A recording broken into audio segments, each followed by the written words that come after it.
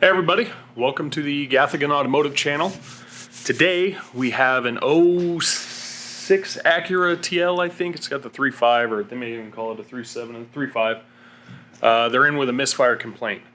History on the car. So this car was in about 3-4 months ago with a rough running condition, very bad misfire. It actually had several misfires. We tracked that down to actually a broken rocker arm, which I've never actually seen on a 3.5, but it was on cylinders, I believe number 6, far back cylinder. It busted the rocker arm. After going through it, we found that all the valves leaked. Every cylinder leaked through at least the intake valve. Some of them had exhaust valves leaking. The guy that drives it aggressively, we'll say. So it got a valve job. All the valves got replaced. Head gaskets, obviously, and put it all back together, and it's been running good. So he says that it misfires when it's cold, and then it went away, and then lately in the past week or so, it started misfiring while it's hot, and it's finally throwing a check engine light. So let's dive into it and see what we can find. All right, so all I did was pull it in. It felt fine most of the way, and right about the time I pulled it into the shop, you can feel it while you're in drive. You can feel what feels like a slight misfire. So the first thing we're going to do, we got the scan tool hooked up. We're going to ID the car and check fault codes and see what we got, see what cylinders are misfiring. More than one. Okay, we have a PO300 random misfire. We have a PO301, PO305, and a PO303. So cylinders 1, 5, and 3. All have misfire fault codes. So what I'd like to do next, and I'm sure with any of you that are familiar with troubleshooting misfires, if you have one cylinder that misfires a lot, it can throw codes or counters for other cylinders. So let's go into some data here. I don't know if you're going to be able to see that. Okay, so let's see what misfire data has for us.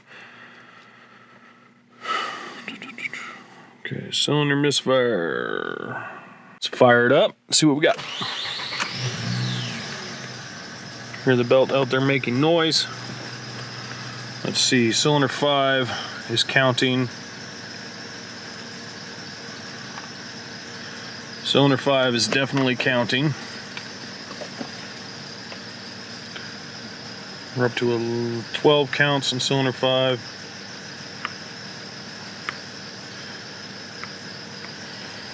Okay, I think we found our offending cylinder. I don't know if you guys can see that. See cylinder number 5. It's currently misfiring, and I can feel it misfiring. Okay. None of the other cylinders are logging anything, so we're going to pop back out of here. And nothing really crazy there.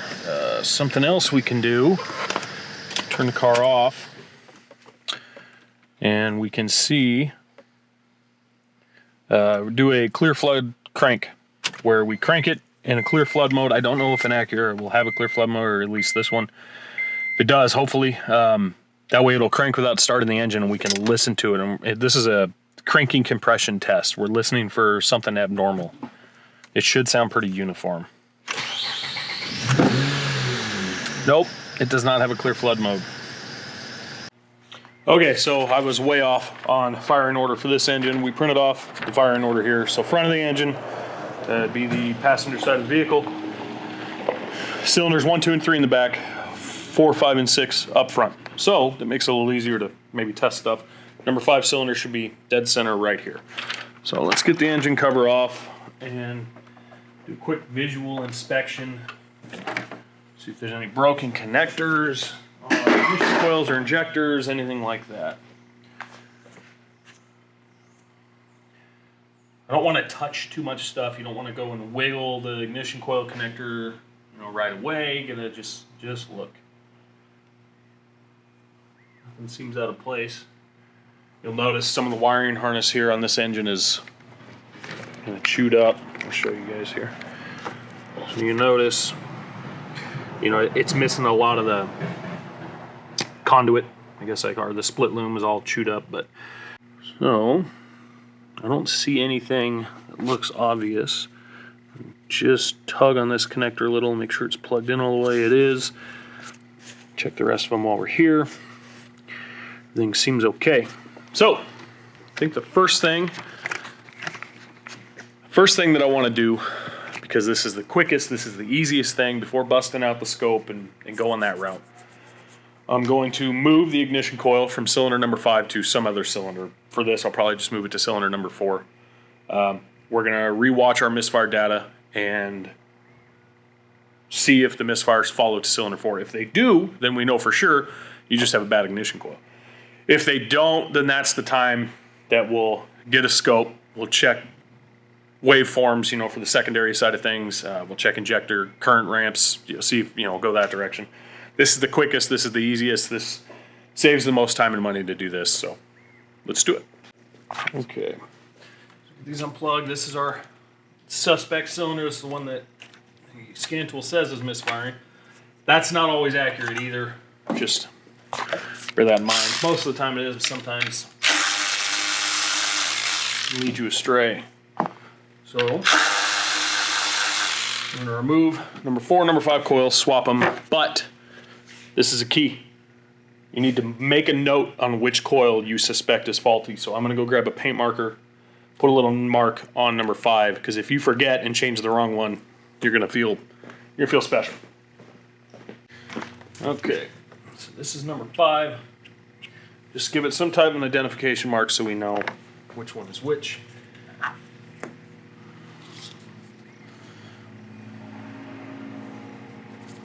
There's number 4.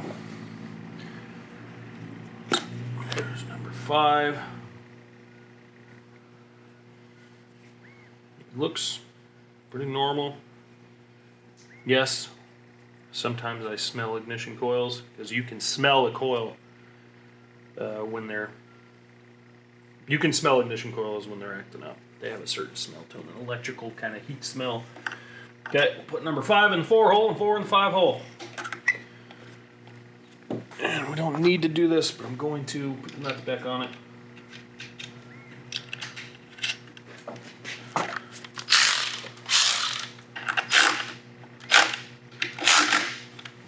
Okay.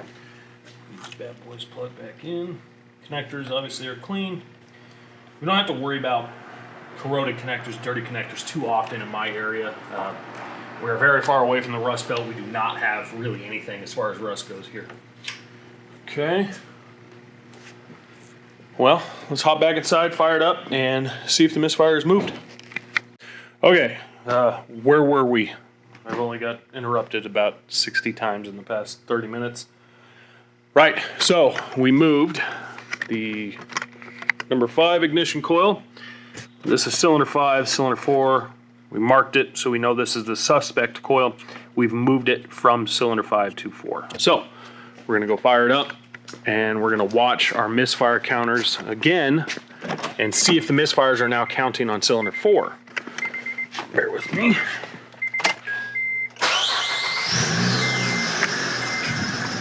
Sorry for the noisy belt. Not much I can do about it. Let's get this somewhere you can see it. Back out of here. Let's go to data. Misfire data.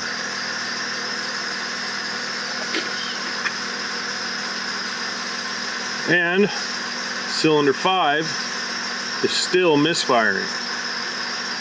You see a couple counts on cylinder 2, cylinder 3. We're not concerned about those. We're concerned about the one that's currently counting up high. And that is still cylinder number 5. Okay, so what's next?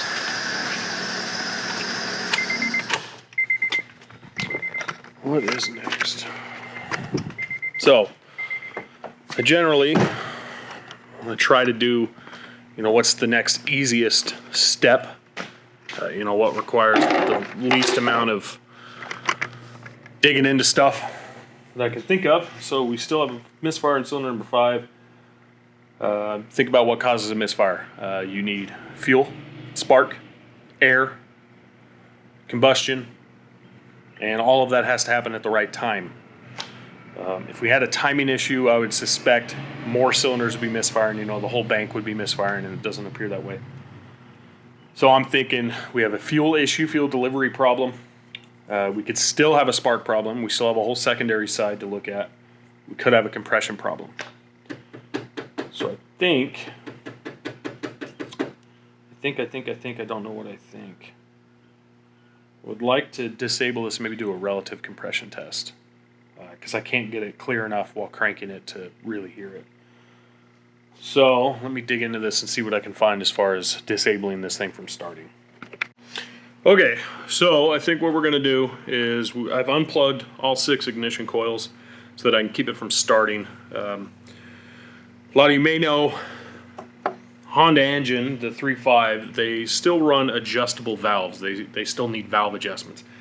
Now, 3-4 months ago when I did the valve job on this, of course, I adjusted all the valves to spec, and it ran great. That doesn't mean that we don't have a valve problem. Talking to the machine shop, everything's questionable on it. The car was driven hard. So what I'm going to do is a relative compression. I'm going to pull a trigger off of probably number 4 cylinder because it's in the front and see if we're dealing with a compression problem. Hopefully not, but we don't know until we know. So we'll get this all hooked up. We're using Pico scope, which is an amazing scope. Kind of expensive, but compared to my Varus, not really. Set this amp clamp to that. Get this around the positive battery cable here. Keep it off the exhaust. Okay, so get in here and get this opened up. You'll have to forgive my shoddy camera work. This is actually the first video I'm doing for YouTube, so hopefully it's okay. Bear with me. Just take it easy. Oh, we gotta get that hooked up. Duh.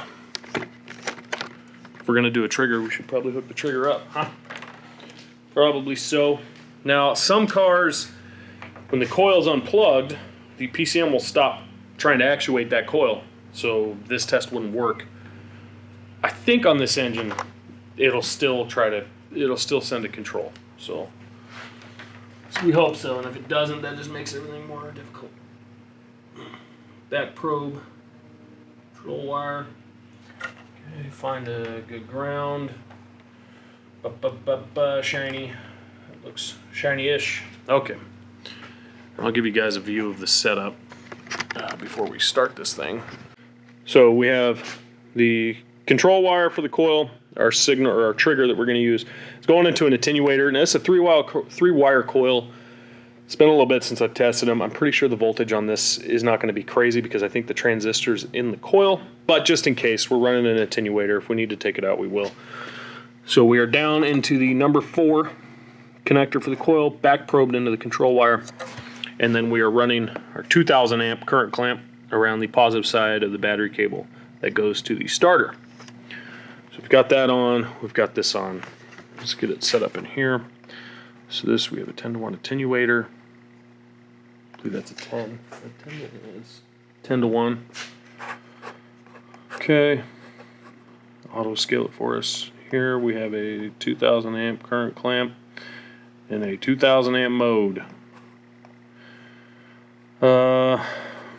It's like 200 to 500 amps, so I don't expect much more than that.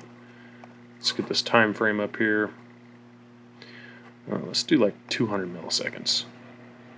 May have to raise that a little bit. All right, I'll get you guys set up and we'll see what we see. Okay, I know the camera angle is really goofy. I'm new, leave me alone. All right, let's fire it up, crank it, see what we got.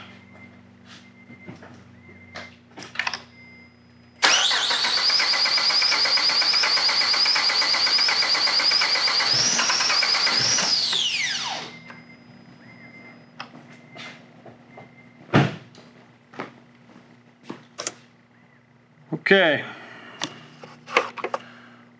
Well, I don't know if the camera picked it up, but I heard noises I didn't like hearing. Okay, so I went ahead and did one more compression test with some different settings to make this a little more visible.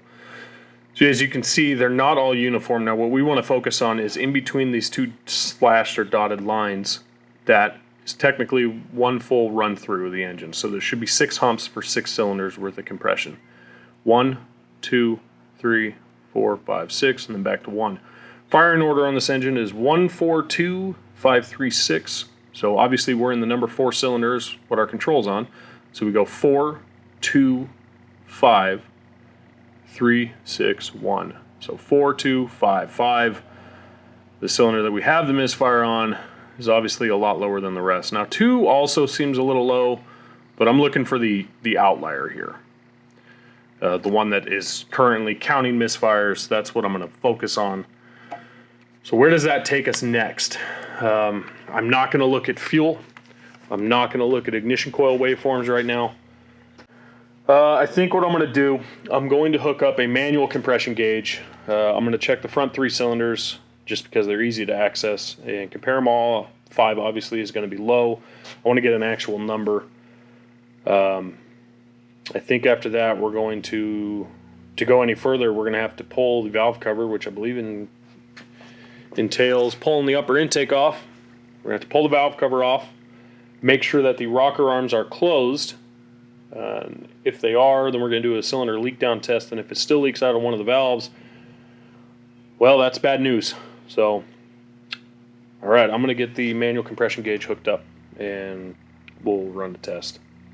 Okay, so here we have our compression gauge hooked up. We're going to crank it, see what we get for this cylinder. I'll see if I can get you guys set up where you can see it. Somehow, some way, we're going to make it through this. Let's see.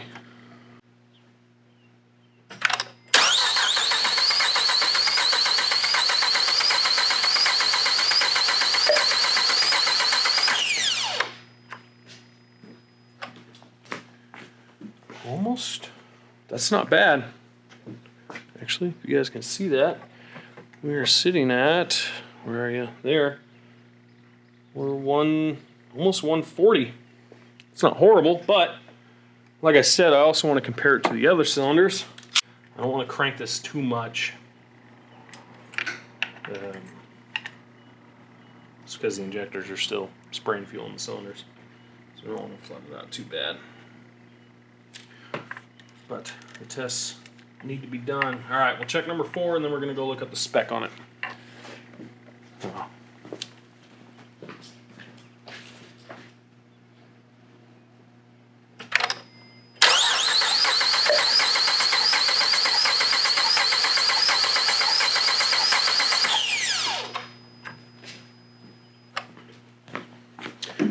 Well, there's a difference. I'll show you. Somewhere you can see it. Somewhere in there. It's on cylinder 4. It's one that's not currently misfiring, and we are sitting at 180, 190, about 200. So there's definitely a difference. A 60 psi difference between 4 and 5. I think the next step is going to be getting that intake off and doing a cylinder leak down with the, let's get this up where you can actually see me. Anyways, there he is. Oh, so pretty. I think the next step is going to be getting the valve cover off, rolling the engine over so we know that the valves on number 5 are closed completely, and we'll do a cylinder leak down and see where the compression's going.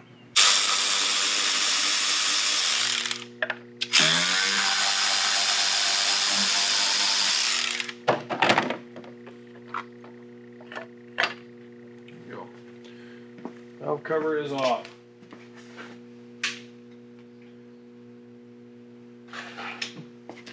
Okay, what do we got? Well, we got lots of things in here, things that do stuffs on the engine. Well, we already found our problem. So, we are on TDC number 5. Actually, on the power stroke. It's where we need to be. One of these intake valves. Let's go ahead and show you. So here's number 5. These 2 lower valves here. This rocker arm, these are exhaust valves. Intake rocker arm. intake rocker arm. It's got 2 valves for the intake, 2 for the exhaust on every cylinder. So if you listen, I don't know if you can hear it, there's a tick, which means that this is loose. This rocker arm is loose, and it should be. There should be a gap. This one doesn't move. And the valve adjustment was correct. My concern now is the valve working its way this way into the head, or is the face of the valve wearing out to where it's allowed to sink deeper into the head, taking up that lash. Now the next thing I'm going to do is a leak down test. Almost feels like a waste of time at this point. The reason I say that is we know that valve's not completely shut. There's no way, not with tension still on it. And all the others, that one's not, oh, that's not, so it doesn't matter. We know it's gonna leak through that valve. I'm gonna do it anyways, just to make me feel better. Make you feel a little better. Someone's not gonna feel good about this.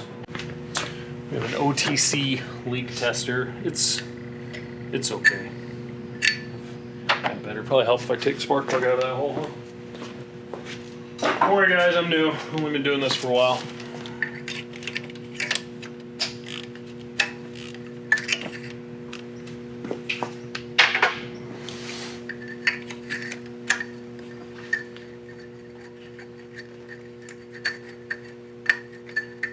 At this point in the diagnostic, I pretty much know exactly what's going on. Why it's happening, I don't know yet. I have ideas, but I don't know that there's a definitive way to prove it. But what I do know is there is a chance we could correct the issue with this misfire by simply backing that valve off, getting our lash back. That doesn't fix the original problem. The fact that, you know, why did the valve work its way tighter like that? But I believe we hopefully could be able to walk most of that out of there and get our lash. So I'm gonna grab an air hose here. Now I'm not going to pressurize it all the way up like I would normally, because I don't want it to spin the engine. I just want to hear if air is leaking out of that intake or not.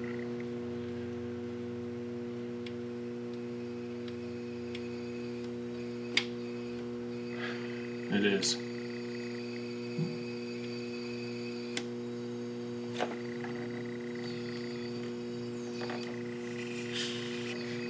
I don't know if you can hear it. I'll show you. Okay. So we're putting 15 psi into that cylinder number 5. I don't know if you can hear it. We got a car driving by. Hold on 1 second. You can hear it coming out of the number 5 intake port. Now listen when I cover it.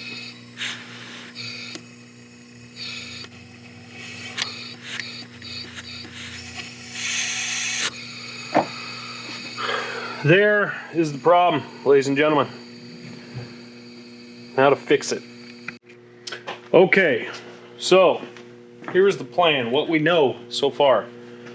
This intake valve has moved. It's not an adjustment issue. The intake valve has tightened its clearance. Generally, the only way that can happen is if the valve has moved upward into the cylinder head for whatever reason, whether the valve itself, the face is wearing out. That's about it. The valve seat wearing into the head, it's hard to say. Regardless, the adjustment was correct. It's now not. Now, if that's due to how the vehicle's driven, I don't know. I can't prove that. Most likely. We know the engine's out of oil already. But the spec on this is 8 to 9 thousandths of an inch as far as valve lash goes. So on this intake valve, I have a 9 thousandths feet gauge. Get where you can see stuff. So we're going to go to this intake valve. You can see the feeler gauge fits under, and it fits under very well. This one, obviously, it's not. This is still touching the valve. So the way you do it, you loosen your adjusting nut to where it's finger loose. You just screw it in, just like you'd think. So we're going to back it all the way out to where we have some lash. Okay, and we've got a ton of lash. It wasn't super far down, actually. It's less than I thought, which is good. And the way I adjust valves is you leave the gauge in there. A lot of people say that you wiggle this and you twist it. You don't do that, because as soon as you tighten the adjusting screw, your lash changes because the threads have a distance in between them. So what I do, I put it under, I run this down until it just touches. Now you gotta be very finesseful, like right there, you go, boom, it touched. As soon as it touches, I give it the smallest amount of turn to the right, like I'm tightening it. It's so small you probably can't even see it on the camera. Just enough. You get your wrench on, you have to hold your adjusting screw the opposite direction, tighten up your adjusting nut, or your jam nut, and there, we have our lash back, which is good. I'm glad we were able to do that. So now, let's put some air back in this cylinder.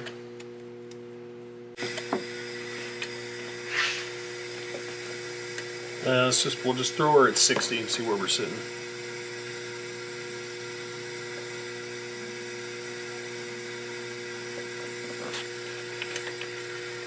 Five PSI difference. All right, so 5 PSI difference is totally okay. That's acceptable. You get to 10 or above, that's when things are a problem. And we're at just at 5 PSI difference. So I'm not gonna go any further as far as looking at exhaust valves. I wanna put this together and see if the misfire is gone. And then we're gonna have to talk with the customer and see if we can figure out why it keeps having some valve problems. Okay, so we've got the engine all back together. We adjusted that valve again. So let's hop in, fire it up. See if our misfire is gone. Hopefully it is gone. Sorry for the shaky camera work. Oh goodness, okay.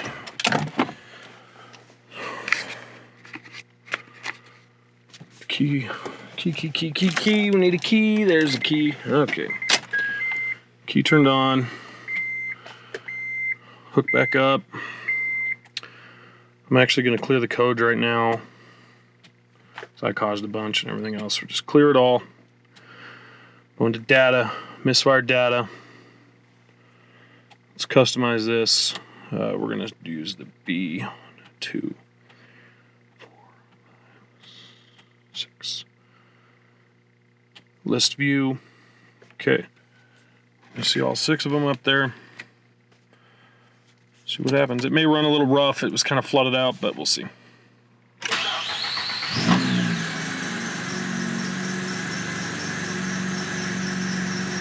Belts are chirping away. Nothing yet. Get this thing out to the door so we don't asphyxiate ourselves. You can already tell it's running smoother.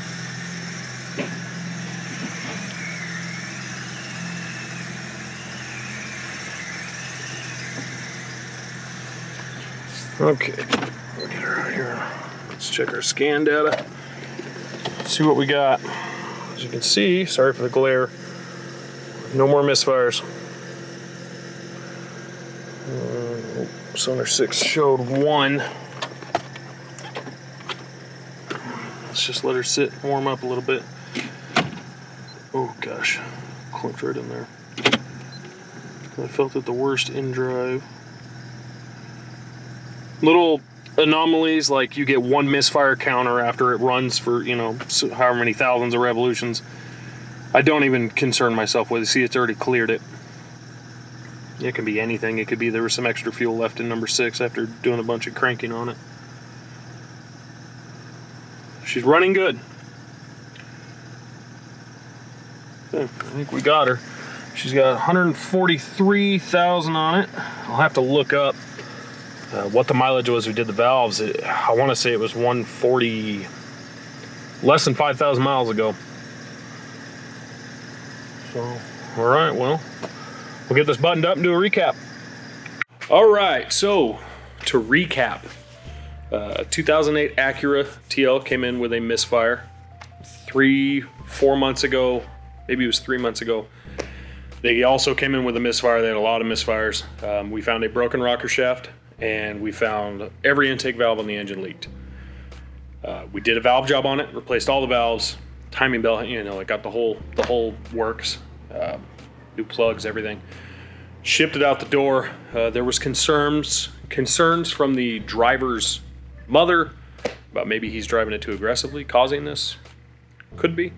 It's a possibility from the way it sounds, pretty aggressive driving.